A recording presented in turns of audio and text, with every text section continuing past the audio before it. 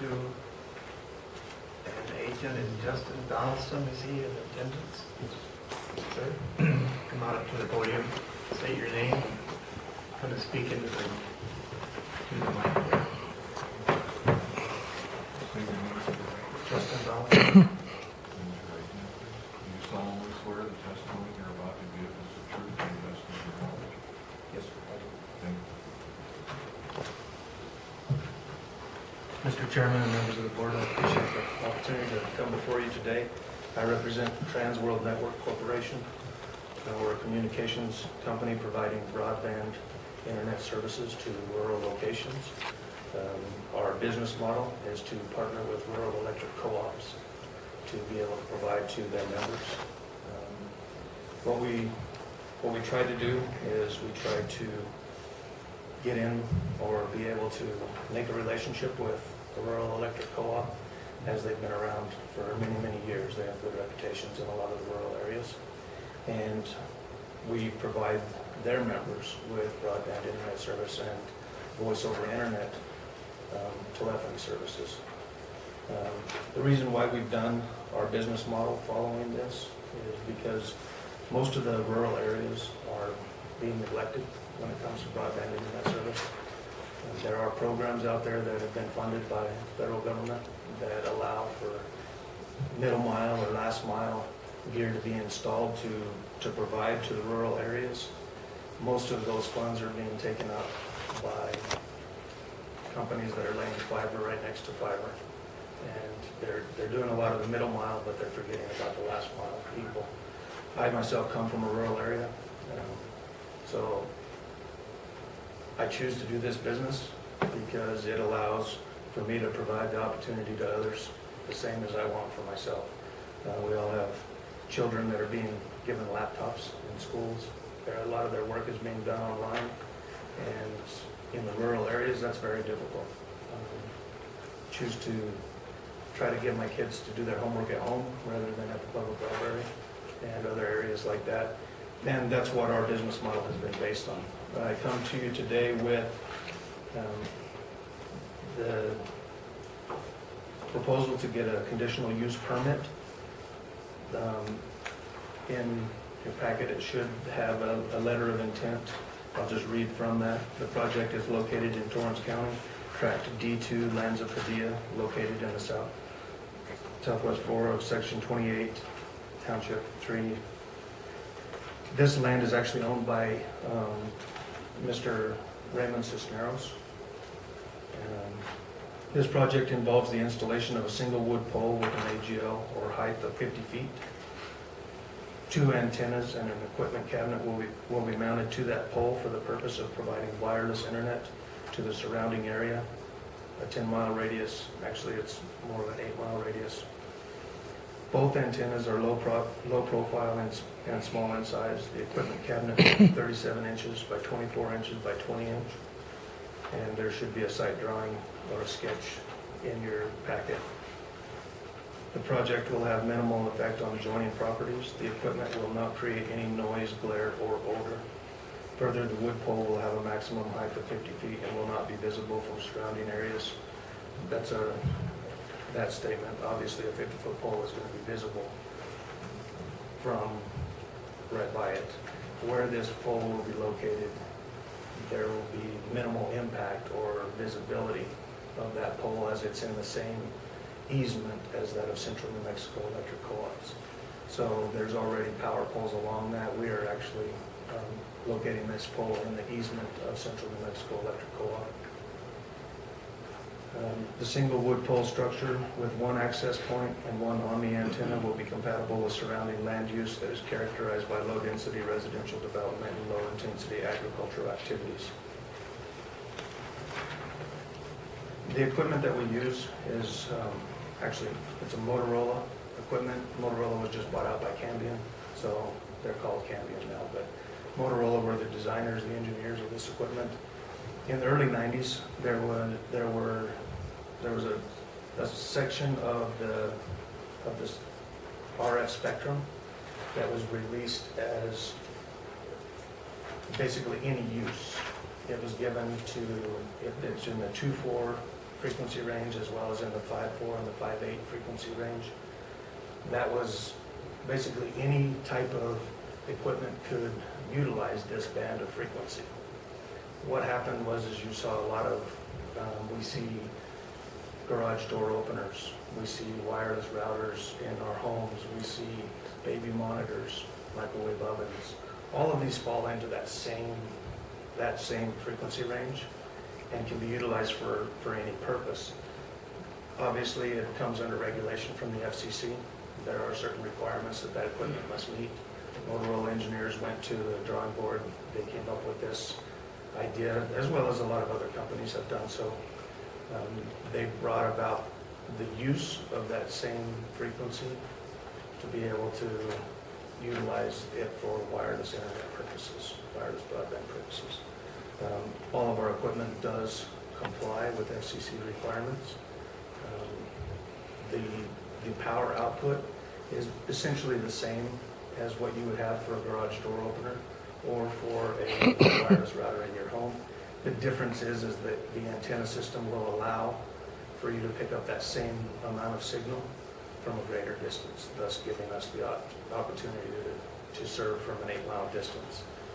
Our equipment consists of a small reflector on a residential home, much like what a dish TV or direct TV dish would look like, and then it's a point-to-point from that pole to a customer's home.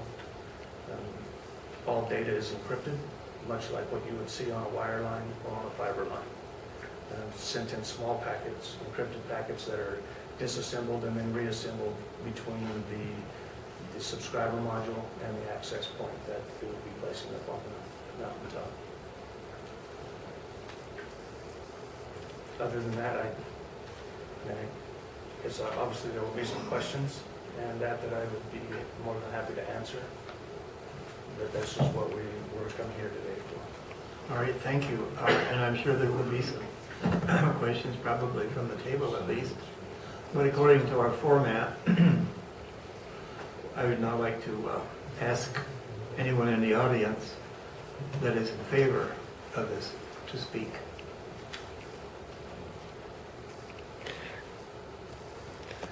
Edwina?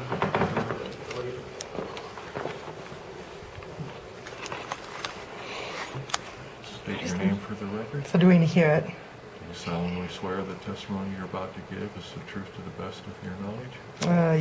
Yes, I'm not testifying, just asking a couple of questions, but sure, you bet. Anything you say here is on the record in this testimony. My question, I'm not for or against. Actually, I'm probably more for, because I know exactly what he's talking about, and I've been down the internet trail the whole time I've lived out here, and I've been through all of the grant-driven projects that's come out.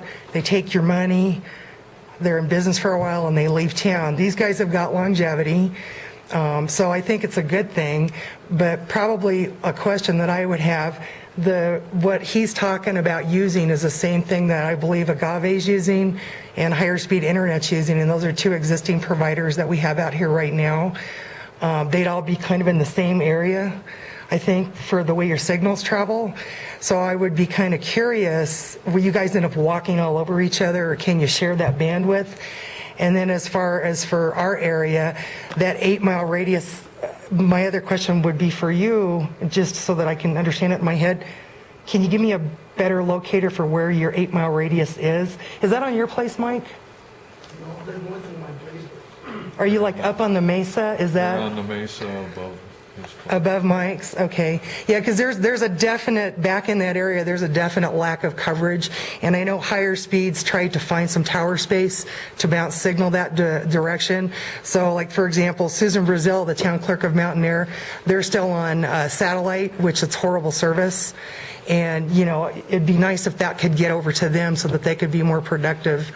So anyway, that's kind of all I had for you. Thank you. Thank you, Edwina.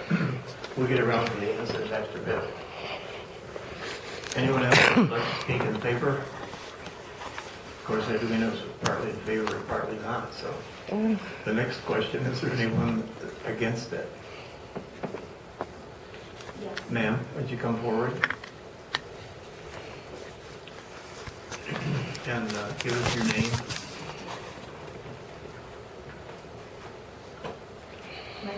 Okay, still here? Do solemnly swear that the testimony you're about to give is the truth to the best of your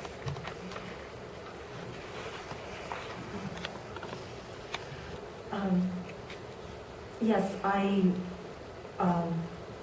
the first I knew about this, I got a letter from them, and they thought it was on my land where they wanted to put it. But from the description, I figured, well, it probably wasn't. So, but I wrote them back and I said, no, absolutely not on my land. And so then they figured out that it was on Cisneros land. And so then I thought, well, there's nothing I can do. I'll get radiated 24/7, low grade, but still radiated.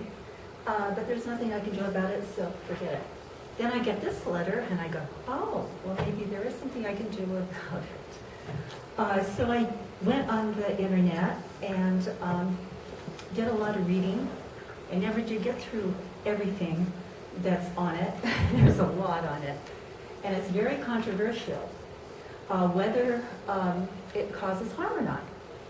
And what I understood, there was two antennas, not just one, and together they would be 10 miles circumference.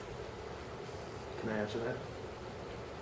Well, let's get the questions Oh. and then we'll get the answers. Okay, so yeah, it's very confusing on the internet, how much power and what kind and so forth and so forth.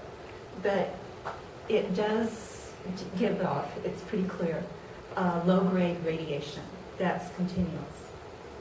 And there's been research, but it continues because it's still controversial. Some people say, well, it doesn't hurt you a bit. And there's other people that say, yes, over time, it's one more added thing to your immune system. And in fact, one of them said, and you have what I wrote, that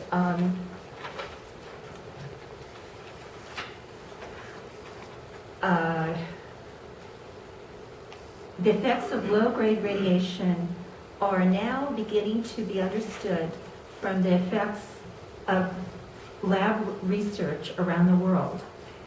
Outside RF energy fields that can promote, meaning outdoors, can promote unwanted nerve stimulation, cancer, heating effects, and other unwanted effects.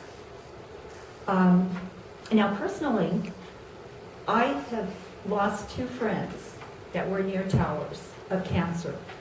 Now, sure, you can say it just happened, but that was one other effect on your immune system, that the immune system has to keep fighting. Oh dear, where is, okay, where did I say that?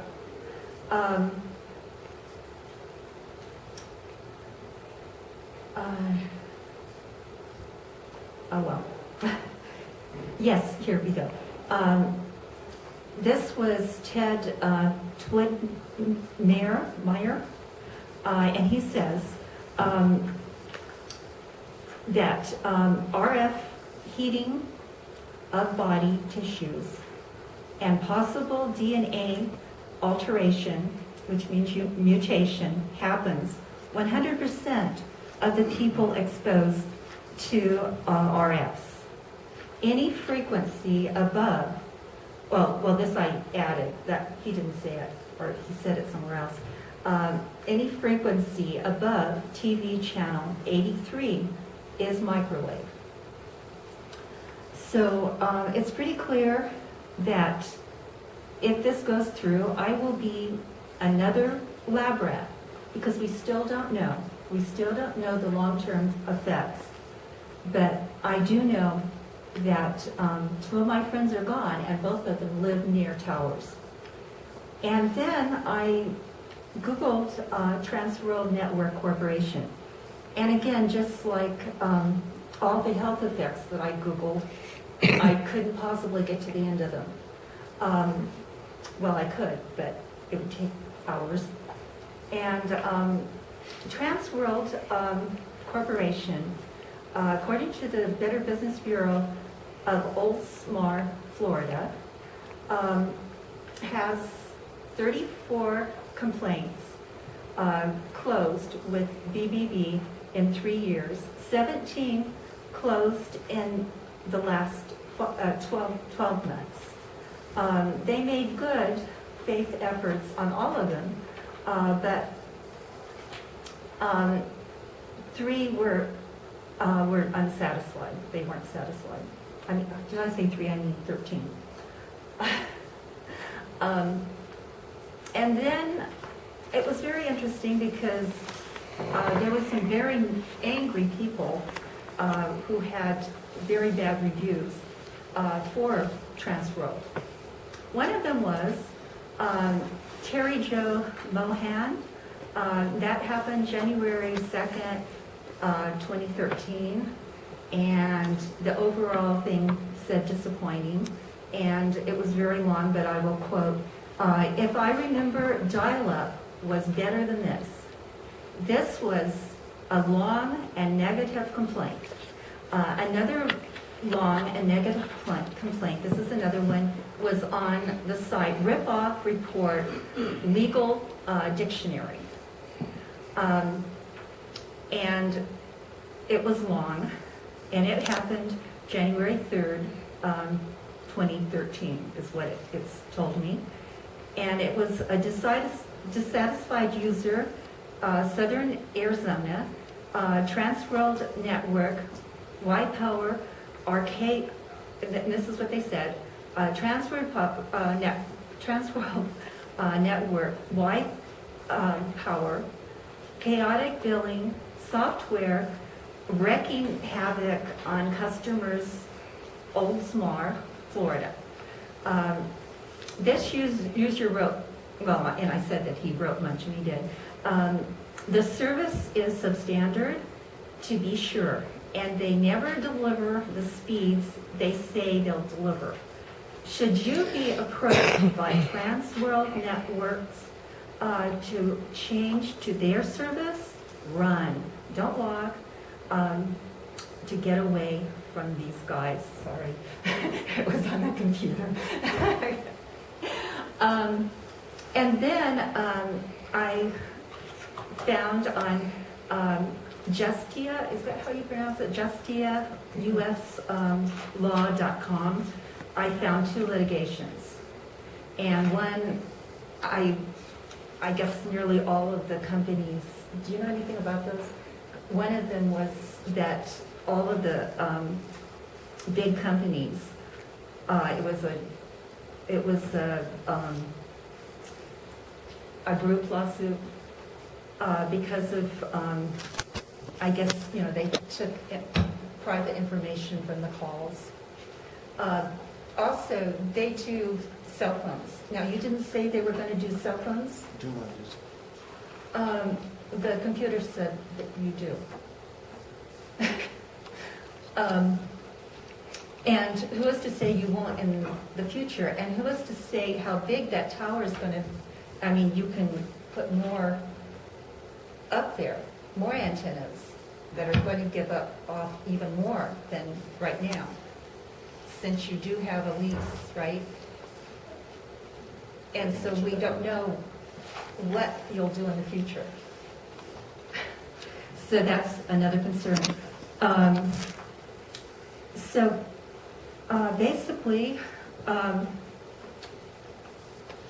could you write down what those frequencies are now again? Because I wasn't able to write that down. Ma'am, we'll give him a chance to get up and speak again shortly. Okay.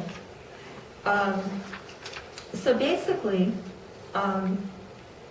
no, I don't want to be radiated 24/7 because of the research coming out and because of my personal experience.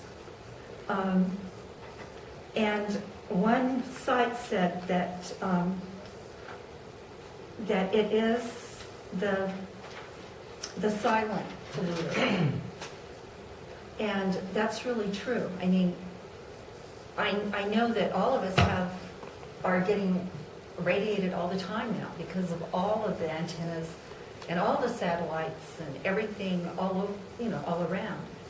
And more people are getting cancer too, and other weird diseases that I didn't hear about when I was a little girl. So I think there's something to it. So, All right, well, thank you for your questions. yeah. Let me see if anyone else would like to speak, and then we will have the answers. Michael? State your name and raise your right hand. Do you solemnly swear the testimony you're about to give is the truth to the best of your knowledge? Yes. Just a quick question. I understand the tower's already up. Why are you allowing a business to put a tower up before giving it a permit? It seems to me that that's not the way you go. I understand people occasionally put up barns that way, which is, it's a mild violation. But this is a commercial business. I mean, that is like, it's an insult to the county. Does anyone else like to speak? If not, according to our format, yeah, let's let Steve, yeah, sir? Okay, come on. Would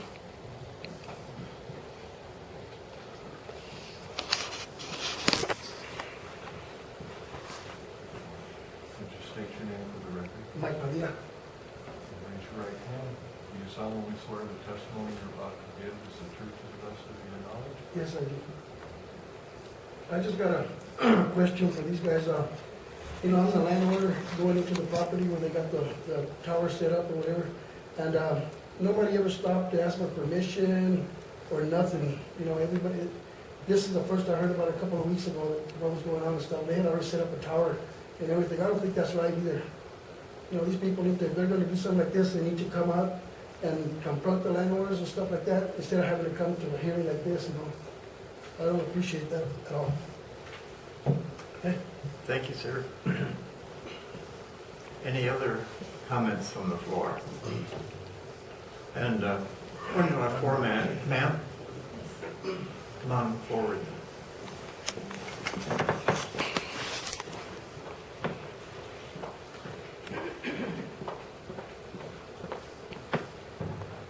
State your name for the record. D-Service. Would you raise your right hand? Do you solemnly swear that the testimony you're about to give is the truth to the best of your knowledge? Yes. My concern is, and my brother's, we are also adjacent to the Padilla property and the Cisneros property. There's 3 issues here. First of all, the tower itself. Right now, I understand that it is just a pole, and it kind of blends in with the existing power poles. But if that isn't sufficient, and they do decide to use more or a higher one, because I understand that these towers can get as high as 200 feet. Talk about the eyesore, because it's going to be abutting those 3 areas right there.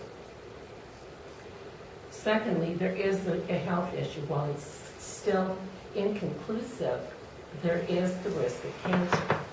And we are there in very close proximity. Thirdly, there's RF interference. Are there going to be filters to monitor that or to reduce that interference? Because it does affect frequencies on TVs, any other thing. If it can affect TV, everything else that you have, it's going to interfere with that. Your phones. So those are the issues that still don't seem, or I haven't seen yet, that were addressed entirely to our satisfaction, perhaps. All right. Thank you. Before I have Steve speak as a director, I'd like to have Johnson rebut some of these questions, if you'd like to do that.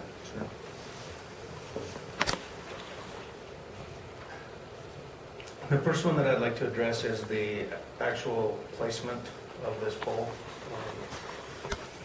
In our business model, working with electric co-ops, then most of the time what we will do is we will overlay an entire area or an entire region and see where we can actually provide services, where they're going to be most effective. After we do such, which in this area, we've been able to do that on Papia Peak, on Gallinas Peak, in Moriarty, in Corona, in Mountain Air. All of these places have, actually we have one here, just down the road from here in Estancia. So we have these different areas that we can provide service to. Most of the time we will rent on a commercial tower that's already in place. By doing so, that doesn't fall under the conditional use permit like what we found here. With this, we went and talked with Central New Mexico. We asked if there was any way that we could possibly serve that area in that part of it, because we actually had a couple of people call in and ask for our service, and they were not able to get our service from the locations that we already provided. We take that data, we trend it, try to find out where those locations are, and then we try to find the best possible way to serve those locations. That's why we are a last mile company, because we go that last mile. We go to those pockets of people where there's only going to be 10 customers, where you're not going to have a profit ever from those. But we promised the co-op that we would provide service to the customers. That's what our promise is to them. They allow us to ride their reputation by providing the service for the last 7 years. So we promise to provide them, their customers, their members, with the same service that they provide those members. That's why we partner with them. Now, in this location, we were able to do some research, find out that yes, this, Mr. Cisneros owned the land. We did send letters to we went to the county offices. We had the plot of land to find out who the owners of the land were, sent out letters asking if there would be anybody that would be willing to work with us in that area. And along Central New Mexico Electric's easement, we checked that easement. It does allow for communications to be placed there. And so we went forward with the project. I called in, I'm an electrical contractor. I called in for the electrical inspection so that we could get green tag for our electric meter. And the electrical inspector said, do you have a conditional use permit from Torrance County? That was the first I heard of this requirement. And so from that point on, which has been 7 months, we have tried to reevaluate the project and also move forward with trying to gather the documents necessary to make sure that we can comply with the conditional use permit. There is no power. There won't be any power. I mean, there is a pole set there, and we do have the construction part built as we needed to before we could get the electrical inspection. As soon as he informed us of that, everything ceased. So that's why I'm here today to try to go the proper channels, to go the proper route in applying for the conditional use permit for us to operate. Obviously, if that doesn't. As far as us, or TWN, competing with Agave, other wireless partners in this area, they do exist. They can co-locate. The technology is different. The technology that we use, because we've gone with the Cambium or Motorola equipment, it's all timed off of a GPS or a global positioning system sync. So all of your transmit and receive are done at the exact same time throughout our entire system. This mitigates any problems from other companies, from other devices, as well as it keeps our system from causing interference with all of the other devices as well. I've been in the business for 11 years doing this particular work with rural co-ops, and to my knowledge, there still is not another company out there that provides this same type of system. there still is not another engineered product that will allow the RF signals to be transmitted and received in this manner to keep from having interference with other issues. I do have a few documents that were not in the packet, I just brought with me.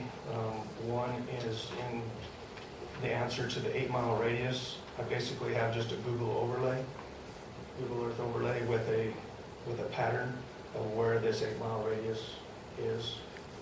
If anybody wants to be able to see that particular pattern and see where we're actually trying to serve.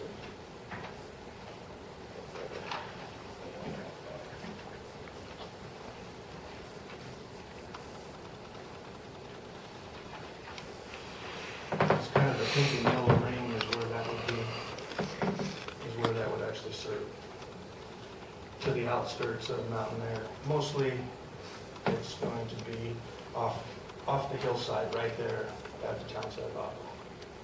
That's where that pattern would go. And that would be Highway 60 that goes. That's Highway 60 headed towards Bernard. We do this on all of our projects. We basically do an overlay to find out where our pattern, or what we're trying to serve, and that's how we engineer our projects.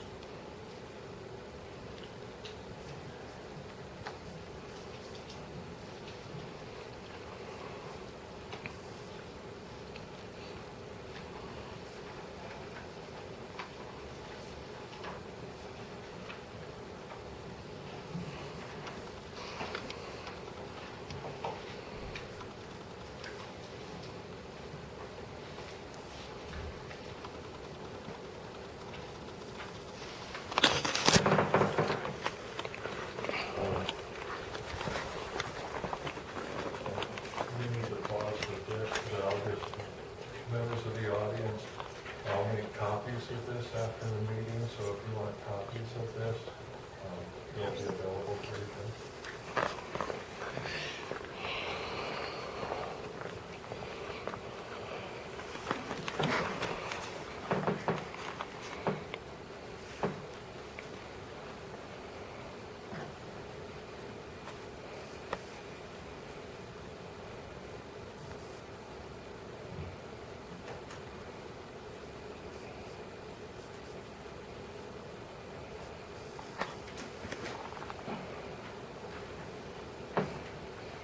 Can I ask you a question?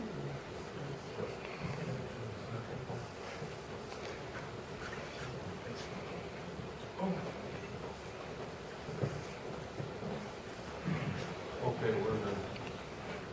Do you have any more answers? I also have a few, I have the specification sheets for not only the radios that we use, but as also for the frequencies. I think that would answer some questions that people might have had. Would you prefer I make copies of those real quick so you can all six read it at the same time? That'd probably be good, yeah. So we'll wait just a minute for, see if you get those copies.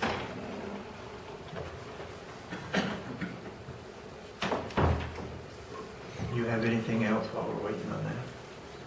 In regards to a cellular tower, I understand your concern. I do.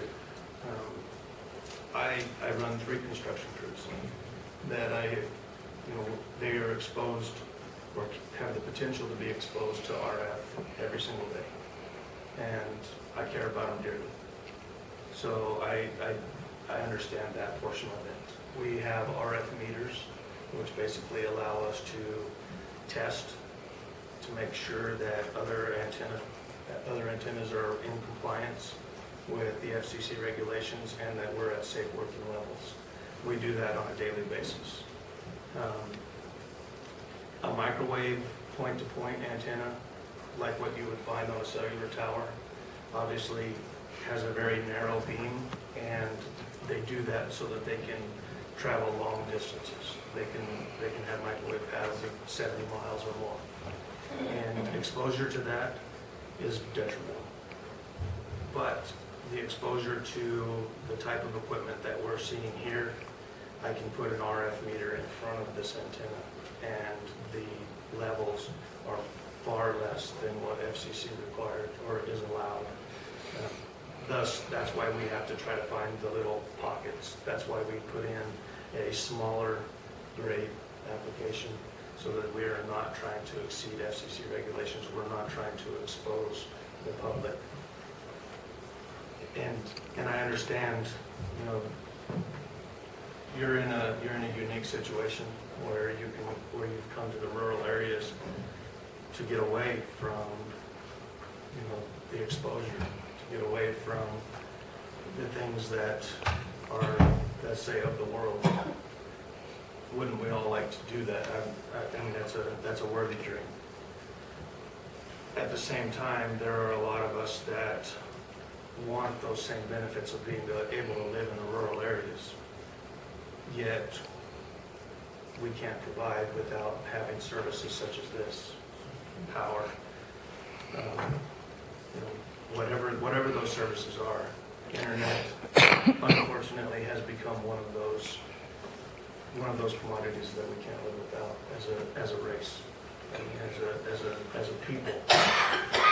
Business is done that way, schoolwork is done that way, and whether we choose for it to be good or evil, unfortunately, it's something that we're forced to live with and we're forced to use.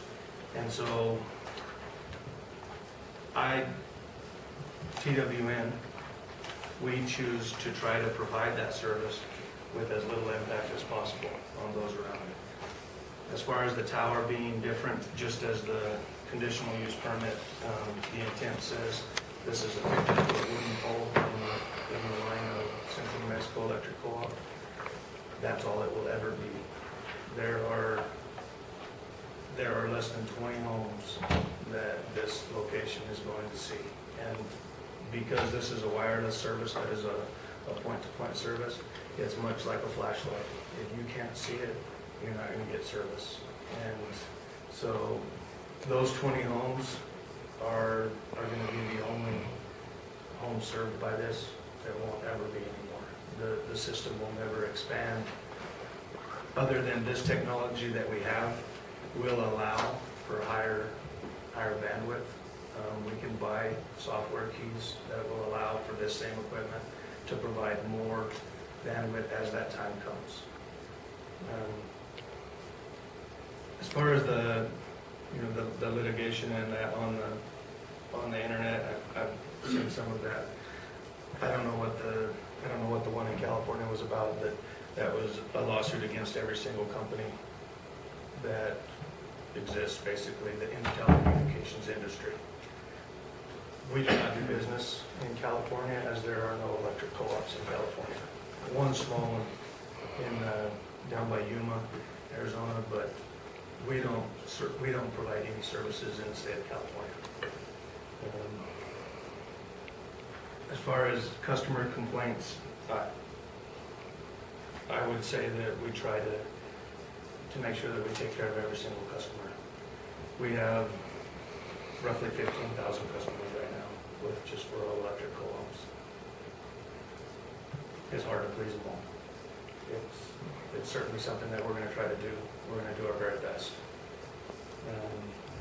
Advertised speeds, I agree with you on with somebody saying that they don't, that you're not providing the advertised speed. You can see it from here to wherever. Cable companies saying that they're going to give you 50 meg. Well, if you do a download test, then you're going to get 7 or 8, maybe. What happens is companies will market in a way that says up to, they'll say speeds up to 6 or 8 megabits in our case. If you're the only person on the system, you're going to have that because that's what the system is capable at that time. You have an up to speed, and then you also have a guaranteed speed. And we always meet our guaranteed speeds. The up to speeds, obviously, if you like to be on the internet in the middle of the night, and nobody else is using the system, you're going to have those guaranteed speeds always. But if you're using it during peak times of the day, you might be closer to your guaranteed speeds, which might be 3 megabits per second. So it's hard to, without actually talking to the customer, it's hard to say, where they're at on that. If they're not getting the advertised speed of their up to speed. I don't like the marketing ploy myself. It's used by every company out there because you do have that capability. But we always meet our guaranteed speeds. I think that we'll have questions for you from the table. But first, I would like to have Steve, our director, make a comment from his viewpoint.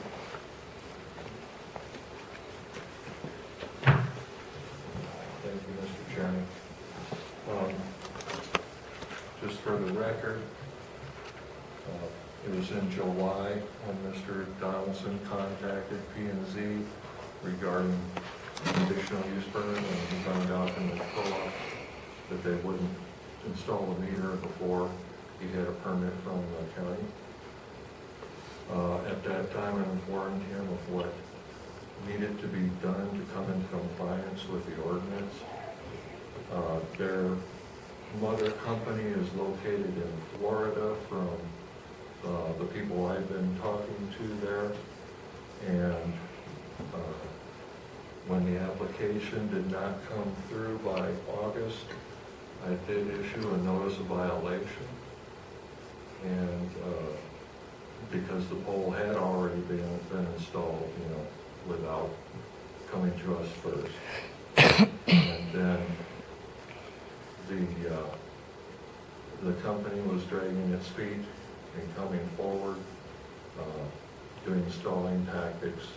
And in December, I contacted their office in Florida, Miss Eve Golick, and I informed her that I was going to be filing a criminal complaint against the company if they did not come forward and come into compliance with our ordinance. This is all in accordance to enforcement of the ordinance. I have to wait 60 days from the time that I hear of a violation before I can actually file a criminal complaint. And as I said, that's why it hasn't come before this body before now, because, the stalling tactics by another company.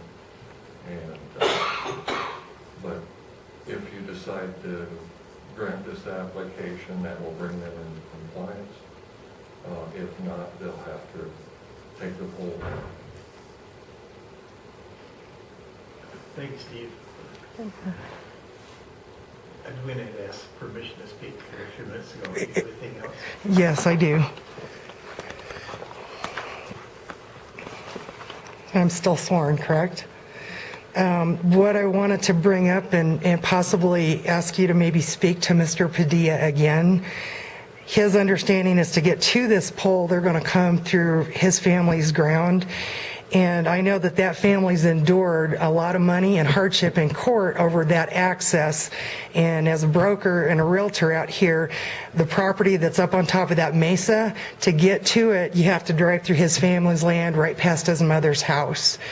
And if I'm not incorrect, after everything was said and done in court, there is access from the highway back up to that mesa. But my understanding was that access was provided just to get into that subdivision up on top of that mesa, and that was all it was agreed to be used for. So that's something that maybe should be considered and clarified as well. If a commercial entity is going to be accessing, going through their family ground once again, I mean, these poor people are just getting beat up with traffic coming past, right past his mother's house. So that's something that, maybe Mr. Padilla could speak to better, but it's something that possibly should be part of consideration. Thank you. At this time, I would like to bring the whole thing to the table and see if we have some discussion or questions. Yes, I do. I have the same questions that the audience asked. At first was the legal part, and then also the part that they go to this gentleman's property. And even though you said letters out, I think it should have been really strong message for you to go and approach that person and get it in writing, have an easement towards coming into his property or offer him some kind of money to go through there. Because I don't see how anybody could come through my property without my permission and just put up a pole without even saying anything.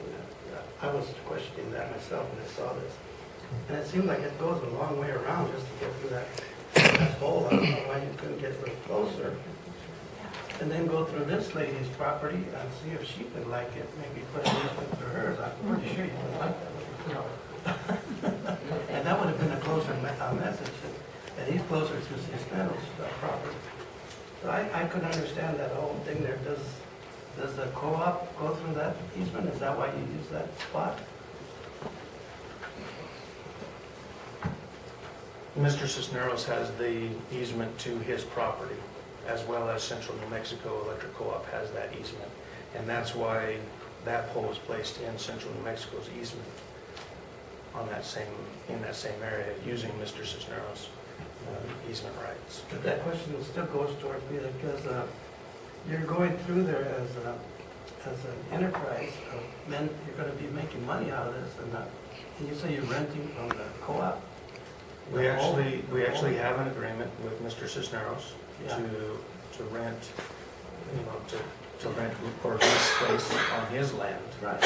As far as the electric co-op is concerned, then because of our agreement or our partnership with them, then we're allowed to be inside of their easement, which is 25 feet on either side of their, or 10 feet on either side of their lines. And they have the right to have communication services in their easement.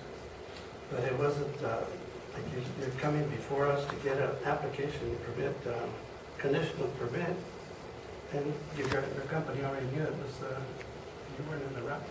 We actually did not know that we needed a conditional permit until, it wasn't Central New Mexico that came to us. It was the state electrical inspector. So how many poles do you guys have up all over the state of New Mexico? We have one in Corona, which is, again, we went to the city there because they're the entity, and we got a building permit. We were able to do that. We have one on Capipi, which is National Forest Land, and we have permits to be there. We have one on Gallinas, which is National Forest Land. We have permits to be there. Not one time in the history of this company have we ever tried to go around the rules. There's only 3 counties in the state of New Mexico that require a conditional use permit. That would be Santa Fe County, Bernalillo County, and Torrance County. This is the first time we've ever run into this issue because this is the first time we've ever had anything to do with Torrance County. We have a communication site at the Rio Communities down off of the hill, and that's Valencia County. Building permits were all done through the state to make sure that that was in compliance. Again, had we known that a conditional use permit was going to be required in Central New Mexico's easement on that land, we would have been here first. We didn't. Central New Mexico, I don't want to get them in trouble, they set the pole. We bought the pole from them. They set the pole in that easement so that we could provide this. And then after the fact, whenever I came to them and said, state inspector says that we have to have a conditional use permit, said, we're sorry, we forgot. You are supposed to have that. From that moment on, we've been trying to evaluate. There were no stall tactics. I apologize that came about. I don't know who knows Mr. Cisneros in this room. He's an elderly man. He's had some very troubling times with his stall tactics. He and his wife both. I've been to his home 3 times, and I've met with him, trying to make sure that we were in compliance with this, and there were no stall tactics involved. Wouldn't it have been easier for you to get closer to the highway without causing all this problem? If you look at the terrain of the land, that power line is on a mesa. There are rock cliffs all the way around that. There are no other access. There's no other access to that point to be able to get a road onto that mountaintop. That's why the easement exists today from that. It is a long ways around, I agree. In no way would I ever want to drive past somebody's home without addressing them and saying, from what I understood of the agreement, this was a county-maintained or public access road that we were allowed to have all of our rights on. Had I known that it was all owned by a family, certainly I would have been knocking on your door. Yeah, it looks like quite a big piece of property that we're going through. Yes. And that's my question, Mike, here next. Did you used the road that it says that this is Cottage Loop. This is a road that you used? So you use that road? County Road B006, is that what it is? Well, on one map it shows County Road. It's not a county road. It shows it on Google on Google Earth as a county road. That's what I'm trying to clarify. Is it a county road? Is it We were told is it an open road?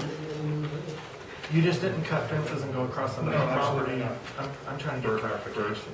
For clarification, Google Earth and these other national websites, they often have errors on their roadway identification because they do not consult our GIS mapping person, what the actual roads are, or they have refused to take any of his information that he has offered to give them so that they could correct their paperwork. This road does have a name, it's called Cottage Loop. Okay. But it's not county maintained, never has been maintained. You can see on the map it's shown as a green road, but the Padilla's have never requested the county to maintain it for them. Okay. Ray, you have a question? Yeah. What about the traffic on this? I mean, how many times a day or a year or a month or a week would you be needing a road? Zero. I mean, obviously if there was an outage, a power outage, then we would want to send a technician to make sure that our site was operational throughout the time of the power outage. Or if there was any other type of, catastrophic event where our system was to fail. Other than that, there's no maintenance. There would be no traffic on that road. Steve?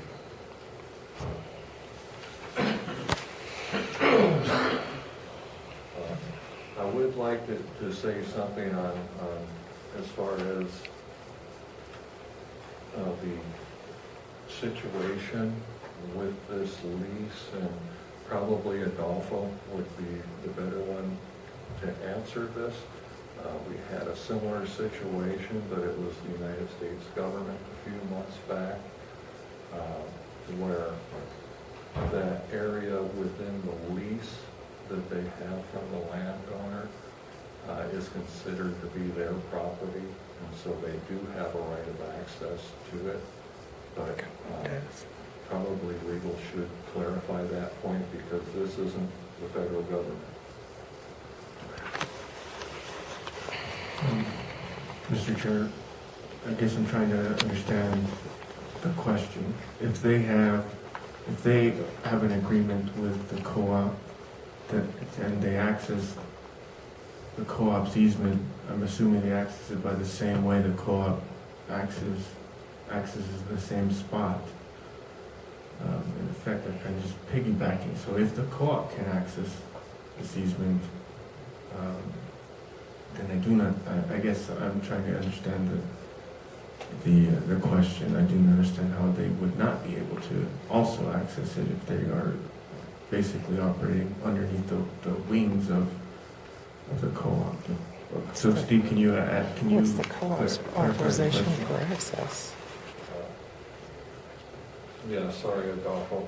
I was actually talking about the easement, the lease agreement that they have for that portion with Cisneros for that portion of his property. If they have Similar to the HLZ that was currently going on, was considered that area of the federal government's lease of that farm belonged to the federal government.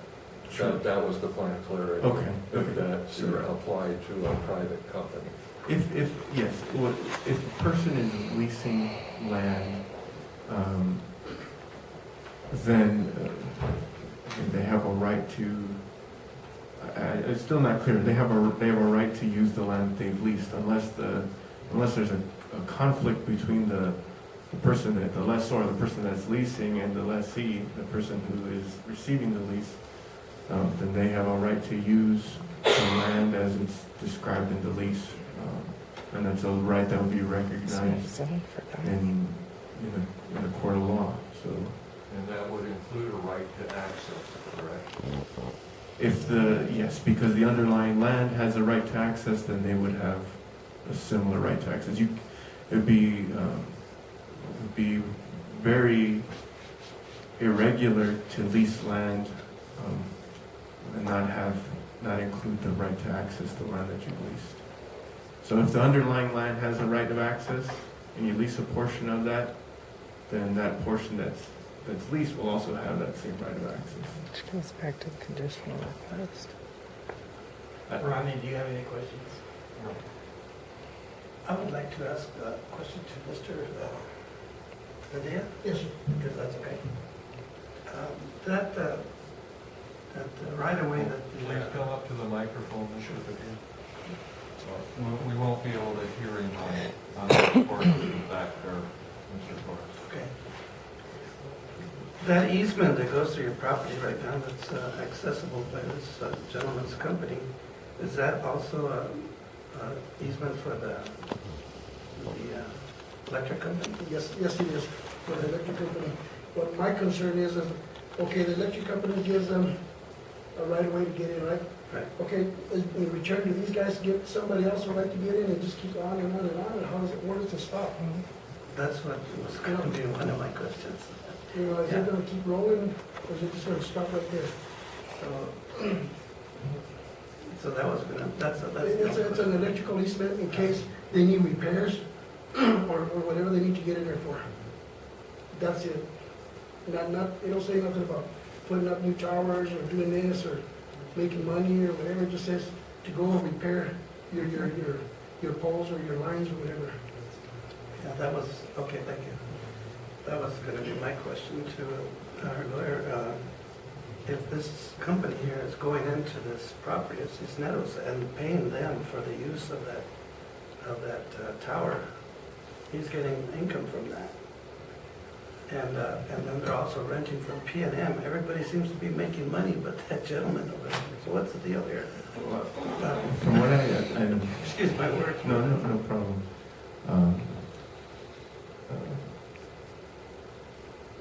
From what I understand is there is a partnership with the co-op, at least that's what I've heard been described to the board, that there's a partnership with the co-op.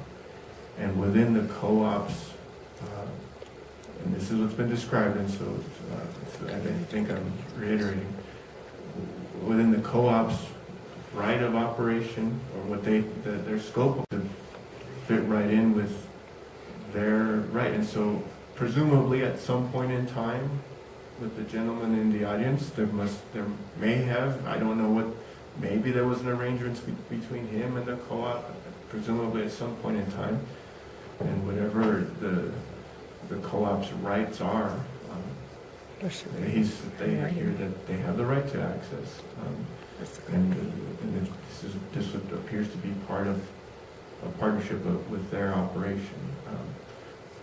I would like to point out two things. Well, actually, maybe two or three things to the board. First, communication towers are a use that is allowed under a conditional use permit in an agricultural zone. So the zoning ordinance says this is a recognized use with a conditional use permit.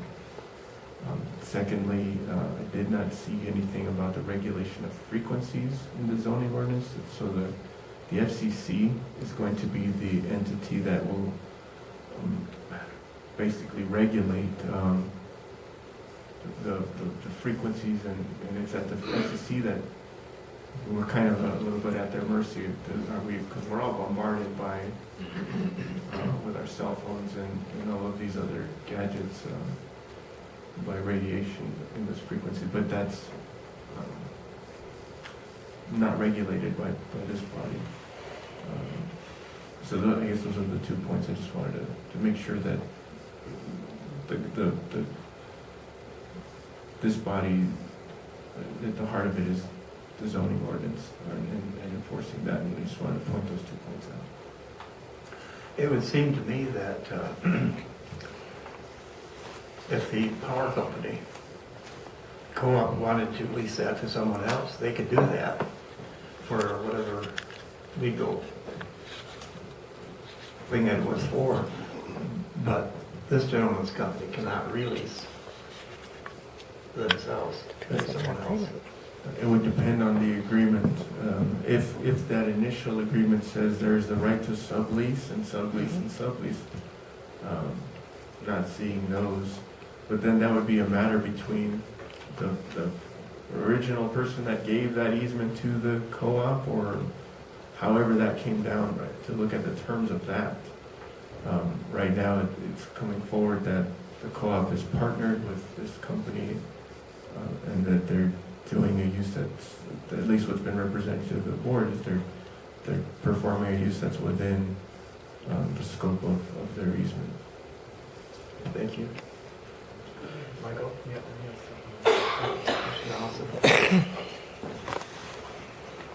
I'd just like to also clarify our use with the co-op and why they're involved. What we do is we also provide them, through this same system, we provide them with their communications on their power lines to their substations, so that they have the remote capability of keeping their power turned on. They have the ability to monitor their system, to be able to make sure that they're operating at their peak efficiency as well. We take readings, our equipment will take readings for them. We'll allow that to all come back to their offices, so that they also can control their electric system better than they do today. You mentioned that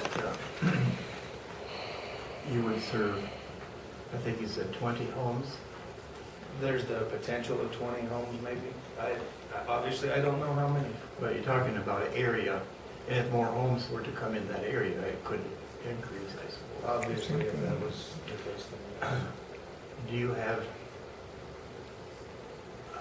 how many prospects to sign up for it do you have now? There have been 3 inquiries in that area that obviously cannot be served as of right now.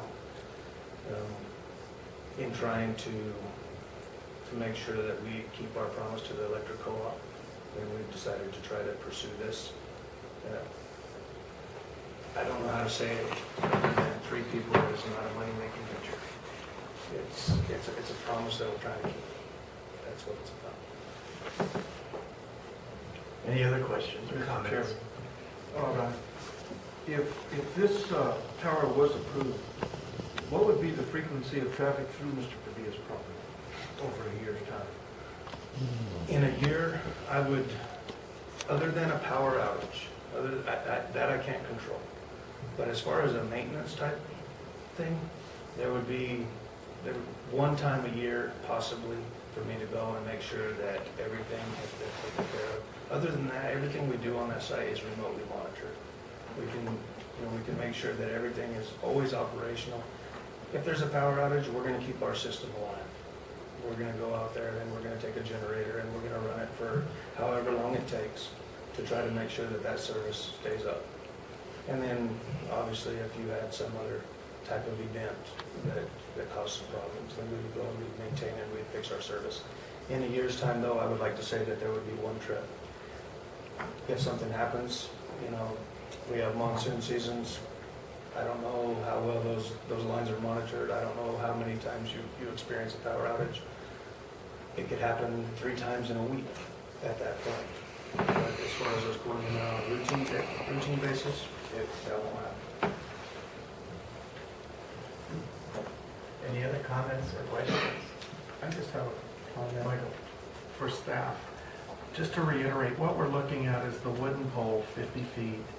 If anything else was to change, it'd be a totally different process coming back again. Once this is done, it's the wooden pole, 50 feet.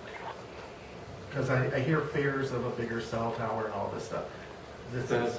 That's correct. Okay. If they were to come in and upgrade that tower and they went over 80 feet in height with it, then they would have to have a variance for height. Okay, thank you. Anything else, Red? I don't have any questions. Okay, I would entertain a motion. I would like to motion that we approve the conditional use permit for Trans World Network to put up their communication tower. I'll second the motion. Motion made, seconded. Any further discussion? Question, Mr. Chair? Not pending anything. What type of duration do you want to put on the cycling? If you want to do this as a renewable conditional use, or do you want to do it as a permanent? And the options would be renewable. A renewable cycle is generally every 3 years. And at that renewal cycle time, the applicant simply, gives us a notarized statement that there has been no improvements, significant improvements or changes to the conditional use, and renewal fee of $50, and they're good for another 3 years, and that's done administratively. The permanent conditional use is just what it is. It's a permanent condition. It'll go on. So would you like to clarify your motion? Yes, let me restate that. What I would like to do is make a motion for a renewable conditional use permit as advised by staff on a renewable 3-year process for Trans World Network to implement their communication tower. So is there a second to the motion as restated? I'll second the motion. All right, we will do a roll call vote. And I guess this time we'll go from my right to my left. And so we'll vote yes or no. Mr. Graham? Yes. Mr. No. Torrance? No. Michael? Yes. I will vote yes, and, Yes. okay, the motion carried. And thank everybody for all their testimony and presentations on this. It was very good, thank you.